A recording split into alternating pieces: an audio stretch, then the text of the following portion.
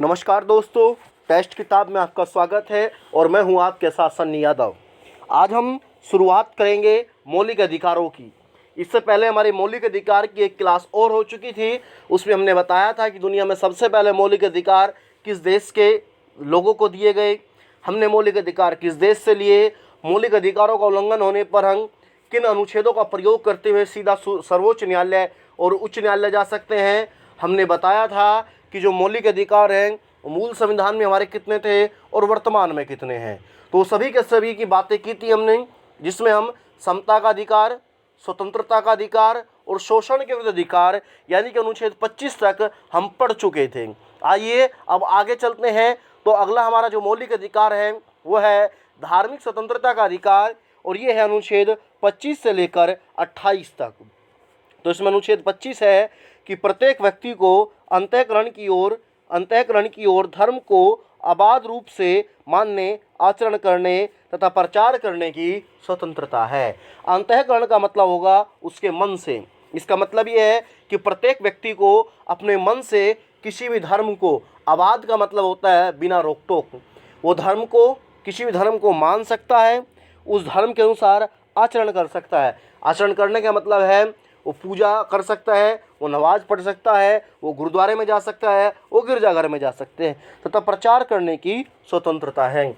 आप अपने धर्म का प्रचार कर सकते हो, आप अपने धर्म का प्रचार कर सकते हो, लेकिन ज़बरदस्ती किसी व्यक्ति का धर्मांतरण नहीं करा सकते। आप अपने धर्म का प्रचार करना चाहते हो, ये आपका अधिकार है, लेकिन अगर आप किसी व्यक्ति का ज़बरदस्ती धर्मांतरण कराओगे तो अपराध माना जाएगा। तो ये अनुच्छेद 25 में है कि कोई व्यक्ति अपने धर्म का पालन कर सकता है। उसके बाद अगर अनुच्छेद 26 की बात करें तो अनुच्छेद 26 में है प्रत्येक धार्मिक संप्रदाय को अपने अपने धार्मिक संस्थानों को स्थापित करने तथा पोषण का अधिकार है। सिंपल शब्दों में समझिए कि इसमें कहा गया जितने भी धार्मिक संप्रदाय हैं, अगर वो चाहे तो अपने धार्मिक संस्थानों की स्थापना कर सकते हैं। अर्थात मंदिर की स्थापना कर सकते हैं, मंदिर की स्थापना करनी है तो मंदिर की स्थापना कीजिए, मस्जिद की स्थापना करनी है तो मस्जिद की स्थापना करिए, आप इनकी स्थापना कीजिए, आप इनको पोषण कीजिए। पोषण का मतलब है आप चलाइए, सरकार इसमें हस्तक्षेप नहीं करेगी आपका। उसके बाद बात करें अनुच्छेद 27, तो अनुच्छेद 27 में है राज्य किसी विशेष धर्म अथवा संप्रदाय की उन्नति के लिए कर देने के लिए बाध्य नहीं करेगा। इसका मतलब ये है कि जो राज्य है, राज्य से मतलब मैंने बता दिया था कि जो अनुच्छेद 12 है उसमें राज्य की परिभाषा दी गई है। जो भी उसकी परिभाषा में आएंगे उन सभी के लिए राज्य शब्द का प्रयोग हो रहा है यहाँ पे। तो ये कहा कि जो राज्य है वो किसी विशेष धर्म, यानी हम किसी एक धर्म को बढ़ाने के लिए दूसरे धर्म के लोगों पर टैक्स नहीं लगा सकते, दूसरे धर्म के लोगों पर कर नहीं लगा सकते। जैसा आपने अगर इतिहास का अध्ययन करा होगा तो आपने पढ़ा होगा 712 में मोहम्मद बिन कासिम आया था, तो उसने भारत में इस्लाम धर्म के प्रचार प्रसार के लिए क्या लगाया था, भारत में जजिया कर लगाया था। उसका उद्देश्य क्या था कि भाई इस्लाम धर्म का प्रचार प्रसार हो सके, या तो आप इस्लाम धर्म को स्वीकार कीजिए या आप जजिया कर दीजिए, तो आपको एक ऑप्शन चुनना है। तो इसी में ये कहा गया कि आप किसी एक धर्म को बढ़ाने के लिए दूसरे धर्म के लोगों पर टैक्स नहीं लगा सकते। ये बात अनुच्छेद 27 में। उसके बाद बात करें अनुच्छेद 28 की, तो अनुच्छेद 28 में है शिक्षण संस्थानों में धार्मिक शिक्षा का निषेध, यानी जो शिक्षण संस्थान होंगे उनमें धार्मिक शिक्षा नहीं दी जाएगी। देखिए बात को समझिए, कोई शिक्षण संस्थान है उसमें धार्मिक शिक्षा नहीं दी जाएगी। मान लीजिए कोई शिक्षण संस्थान ऐसा है जिसका उद्देश्य ही धर्म की शिक्षा देना है, मान लीजिए कोई गुरुकुल है या कोई मदरसा है, उसका उद्देश्य ही धर्म की शिक्षा देने के लिए वो स्थापित किया गया हो, तो वहाँ पे तो दी जा सकती है। लेकिन अगर कोई एक प्रकार से देखा जाए कोई सरकारी शिक्षण संस्थान है तो वहाँ पे धार्मिक शिक्षा नहीं दी जाएगी। तो ये बात अनुच्छेद 28 में कही गई है। अब हम अपने अगले मौलिक अधिकार की ओर चलेंगे। यह संस्कृति एवं शिक्षा संबंधी अधिकार, इसे शिक्षा एवं संस्कृति संबंधी अधिकार ही बोल देते हैं, तो कोई इशू नहीं है इतना बड़ा। तो ये है अनुच्छेद 29 और 30 में, यानी इसमें दो आर्टिकल हैं, आर्टिकल 29 और आर्टिकल 13। तो उसमें बात करते हैं। पहला आर्टिकल अगर 29 की बात करें तो उसमें लिखा हुआ है भारत के राज्य क्षेत्र में रहने वाले नागरिकों के किसी भी वर्ग को अपनी भाषा, लिपि व संस्कृति को बनाए रखने का अधिकार है। देखिए ये कह रहा है कि भारत के राज्य क्षेत्र में जो भारत के नागरिक हैं, तो अगर वो किसी भी वर्ग से हैं तो उन्हें अपनी भाषा को, लिपि को व संस्कृति को बनाए रखने का अधिकार है। बात समझिए, मान लीजिए आप उत्तराखंड में हैं, गढ़वाल क्षेत्र से, तो वहाँ गढ़वाली बोली जाती है, तो अब गढ़वाली को क्या है, जो आपकी भाषा है गढ़वाली है, जो बोली है आपकी, आप उसे संरक्षित कर सकते हैं, यानी आप उसको बचाने का प्रयास कर सकते हैं। जो लिपि है, मान लीजिए हिंदी की लिपि देवनागरी है। संस्कृति क्या है, जो आपका रहन सहन है, खान पीन है, वो आपकी संस्कृति है। तो ये छूट है भारत के संविधान में इन चीज़ों को अपनी संरक्षित करने की, यानी कभी भी सरकार आप पे दबाव नहीं डालेगी कि भाई आप इसी भाषा को बोलिए या आप इसी बोली को बोलिए, ये आप यही संस्कृति अपनाओगे। तो ये छूट है, आपकी जो संस्कृति है उस संस्कृति का पालन कीजिए। उसके बाद बात करें तो अनुच्छेद 30 में है, धर्म या भाषा पर आधारित सभी अल्पसंख्यकों को अपनी रुचि के शिक्षण संस्थानों की स्थापना व प्रबंधन का अधिकार है। तो इसमें कहा कि भारत में जो माइनॉरिटी है, अल्पसंख्यक है, अगर वो अपना शिक्षण संस्थान स्थापित करना चाहते हैं तो भाई शिक्षण संस्थान स्थापित कर सकते हैं, तो उसकी छूट है आपकी। तो ये हमारा अनुच्छेद 30 और अनुच्छेद 30 के साथ ही हमारा संस्कृति एवं शिक्षा संबंधी अधिकार जो मौलिक अधिकार था ये हो गया हमारा समाप्त। उसके बाद संपत्ति का अधिकार था, जो मैंने आपको बताया था कि मौलिक अधिकार की श्रेणी से निकाल दिया गया। तो अब देखते हैं अगला मौलिक अधिकार हमारा है संवैधानिक उपचारों का अधिकार, और इसमें केवल एक आर्टिकल है, वो अनुच्छेद 32। तो आइए इसको देखते हैं इसमें क्या है। इसमें लिखा हुआ है, अनुच्छेद 32 को डॉक्टर भीमराव अम्बेडकर ने भारतीय संविधान की आत्मा कहा था। इन जो डॉक्टर भीमराव अम्बेडकर है, इन्होंने इसे संविधान की आत्मा बताया था। मैंने इससे पहले आपको प्रस्तावना पढ़ाई थी, तो प्रस्तावना में कहा था कि भारतीय संविधान की आत्मा किसे कहा जाता है, प्रस्तावना। लेकिन अगर कभी क्वेश्चन ये आ जाता है कि डॉक्टर भीमराव अम्बेडकर के अनुसार भारतीय संविधान की आत्मा क्या है, तो आंसर होगा अनुच्छेद 32 आर्टिकल 32। ये बात आप याद रखेंगे। नेक्स्ट पॉइंट है, मौलिक अधिकारों का उल्लंघन होने पर हम अनुच्छेद 32 के तहत सीधा सर्वोच्च न्यायालय जा सकते हैं। बिल्कुल सही, अगर आपके मौलिक अधिकारों का जो आपको मौलिक अधिकार ऊपर दिए गए हैं, अगर उनका उल्लंघन होता है, उनका हनन होता है, तो आप अनुच्छेद 32 का प्रयोग करते हुए आप सीधा उच्च न्यायालय जा सकते हैं। यानी कि आप डिस्ट्रिक्ट कोर्ट नहीं जाना चाहते मत जाइए, आप हाई कोर्ट नहीं जाना चाहते मत जाइए, आप सीधा सर्वोच्च न्यायालय जाइए। ये सर्वोच्च न्यायालय आपके मामले की सुनवाई करेगा। अगला बिंदु है, सर्वोच्च न्यायालय मौलिक अधिकारों की रक्षा के लिए रिट जारी करता है। भाई अगर आपके मौलिक अधिकारों का होता है हनन, तो सुप्रीम कोर्ट के पास ये अधिकार है, वो 5 प्रकार की रिट जारी कर सकता है। तो रिट कौन कौन सी है? पहली रिट है बंदी प्रत्यक्षीकरण, दूसरी है परमादेश, तीसरी है प्रतिषेध, चौथी है उत्प्रेषण और पांचवी है अधिकार प्रच्छा। अधिकार प्रच्छा, देखिए बात को समझिए। बंदी प्रत्यक्षीकरण, मान लीजिए आपको पुलिस ने गिरफ्तार कर लिया, और जब पुलिस ने आपको गिरफ्तार कर लिया और आपको अवैध रूप से हिरासत में रख रखा है, इन्होंने तो मजिस्ट्रेट के सामने पेश किया, ना आपको जेल भेजा, अवैध रूप से आपको अपनी हिरासत में रख रखा है, तो आप सीधा सुप्रीम कोर्ट जा सकते हो अनुच्छेद 32 का प्रयोग करते हैं।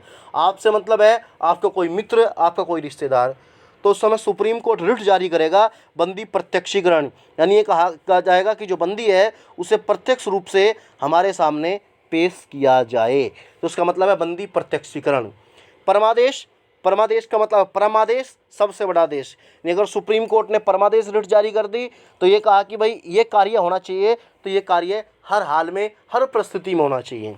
उसके बाद करें प्रतिषेध। प्रतिषेध का मतलब होता है, एक शब्द सुना होगा आपने निषेध, उसी का पर्यायवाची है मना करना, प्रतिषेध। ये जो प्रतिषेध रिट होती है ये सुप्रीम कोर्ट अपने अधीनस्थ कोर्टों को जारी करता है, यानी हाई कोर्ट को या डिस्ट्रिक्ट कोर्ट को जारी करता है। उसके बाद बात करें उत्प्रेषण, तो उत्प्रेषण भी जो है कोर्ट के लिए, जो अधीनस्थ कोर्ट है उसके, हाई कोर्ट और डिस्ट्रिक्ट कोर्ट, उनके लिए जारी की जाती है। उसके बाद है अगली हमारी अधिकार प्रच्छा। अधिकार प्रच्छा का मतलब होता है आप किसी पद पर हो, मान लीजिए आप किसी पद पर हो और आप कार्य दूसरा कर रहे हो, उसका आपको अधिकार नहीं है, तो आप सुप्रीम कोर्ट में जा सकते हैं। मान लीजिए आप ट्रेन में सफ़र कर रहे हैं, तो अगर आप ट्रेन में सफ़र कर रहे हैं तो मान लीजिए कोई आरपीएफ का जवान है या कोई जीआरपीएफ का जवान है, वो आपसे टिकट मांगता है, तो आपके पास ये अधिकार है आप उसे टिकट न दिखाएं। उसका कार्य सुरक्षा जांच करने का, वो अगर वो आपकी जांच करना चाहे तो वो जांच कर सकता है, उसका अधिकार है। लेकिन वो अगर आपके साथ ज़बरदस्ती करता है, मान लीजिए वो आपको धमकी देता है कि मैं आपको गिरफ्तार कर लूँगा, तो आप उससे कह सकते हैं कि भैया अनुच्छेद 32 के तहत मैं सुप्रीम कोर्ट जा सकता हूँ, और सुप्रीम कोर्ट में अगर व्यक्ति चला गया तो सुप्रीम कोर्ट उस जवान से या जो अभी अधिकारी है उससे पूछेगा कि आपके पास ये अधिकार था कि आप उस व्यक्ति का टिकट चेक कर सके। यानी कि इसका मतलब यह है कि अगर व्यक्ति अपने अधिकार से बाहर जाके कार्य कर रहा है तो उस समय रिट जारी की जा सकती है।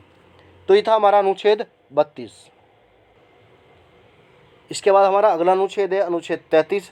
तो अनुच्छेद 33 में है, यह अनुच्छेद संसद को यह अधिकार देता है कि वह कानून बनाकर सशस्त्र बलों, अर्धसैनिक बलों, पुलिस बल तथा खुफिया एजेंसी के मूल अधिकारों पर प्रतिबंध लगा सकता है। यानी कि जो हमारी आर्म फोर्सेस है, पैरामिलिट्री है, पुलिस है, इंटेलिजेंस एजेंसी है, तो ये है कि संसद के पास ये अधिकार है कि वो उनके मौलिक अधिकारों पर प्रतिबंध लगा सकता है या उन्हें कम कर सकता है। ठीक है, यानी जो मौलिक अधिकार एक जनता को मिले हुए हैं, आम नागरिक को मिले हुए हैं, वो सारे के सारे मौलिक अधिकार सशस्त्र बल, आर्म फोर्सेस के नहीं है। अगर आप आर्म फोर्सेस में हो तो आप सरकार के खिलाफ विरोध या प्रदर्शन नहीं कर सकते। आप आम नागरिक हो, आप अनुच्छेद 19 का प्रयोग कीजिए, वाक्य में व्यक्ति की स्वतंत्रता का। लेकिन अगर आप आर्म फोर्सेस में हो तो आप सरकार के खिलाफ नहीं बोल सकते, यानी आप अनुच्छेद 19 का जो ए था उसका प्रयोग नहीं कर सकते। अगर आप करते हो तो आपको नौकरी से हटा दिया जाएगा, आपकी नौकरी छीन ली जाएगी। तो ये अनुच्छेद 33 में बात कही गई। उसके बाद बात करें अनुच्छेद 34 की, तो अनुच्छेद 34 में जब देश के किसी क्षेत्र में मार्शल लॉ लागू होता है तो उस क्षेत्र में मौलिक अधिकार कम किए जा सकते हैं। मार्शल लॉ को हिंदी में बोल देते हैं सैन्य कानून। मान लीजिए किसी देश के किसी क्षेत्र में दंगे भड़क गए, और जब दंगे भड़क गए तो जो पुलिस है, सामान्य प्रशासन है, तो उस पर वो दंगे कंट्रोल नहीं हो रहे, तो उस समय अगर उस क्षेत्र को सेना के हवाले कर दिया जाता है तो सेना वहाँ पे मार्शल लॉ लागू कर देगी, सैन्य कानून लागू कर देगी।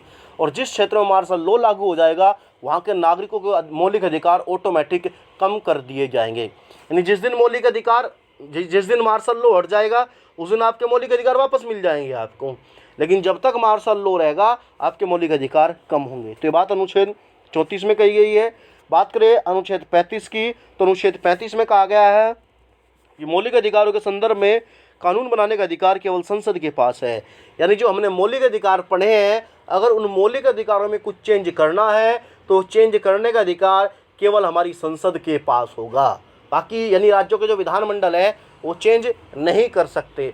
तो ये हमारे मौलिक अधिकार थे, 12 से लेकर हमने 35 तक पढ़े। उसके बाद देखते हैं नीचे एक नोट लिखा हुआ है, तो इसमें लिखा हुआ है अनुच्छेद 15, 16, 19, 29 केवल भारत के नागरिकों को प्राप्त है। आप देखिए भारत में नागरिक भी होते हैं और विदेशी व्यक्ति भी होते हैं, तो यानी विदेशी व्यक्तियों को भी मौलिक अधिकार प्राप्त है। लेकिन अनुच्छेद 15, 16, 19, 29, 30 ये विदेशियों को प्राप्त नहीं है, ये केवल नागरिकों को प्राप्त है। आपको इनमें से कोई सा एक अनुच्छेद दे देगा और कहेगा निम्नलिखित में से कौन सा मौलिक अधिकार विदेशी नागरिकों को प्राप्त नहीं है, तो आप ये याद रख लेंगे 15, 16, 19, 15, 16, 19, 29 और 30 ये केवल नागरिकों के लिए है, विदेशियों के लिए नहीं है। बाकी जो इन्हें छोड़ के वो सब के लिए है, वो नागरिकों के लिए भी हैं और वो विदेशियों के लिए भी हैं। तो ये इसी के साथ आज हमारे जो है मौलिक अधिकार जो है भाग 3 है वो हमारा समाप्त हो गया। तो अगर आपको PDF प्राप्त करनी है तो आप टेलीग्राम पे जाकर सर्च कर सकते हैं टेस्ट किताब के नाम से, वहाँ पे चैनल को ज्वाइन कर सकते हैं, वहाँ पे आपको PDF प्राप्त हो जाएगी, जितनी भी PDF अब तक वहाँ पे आपको पढ़ाई गई है आपको। बाकी अगर आपको सेशन अच्छा लगता है तो आप लाइक कर सकते हैं, शेयर कर सकते हैं, सब्सक्राइब कर सकते हैं। धन्यवाद।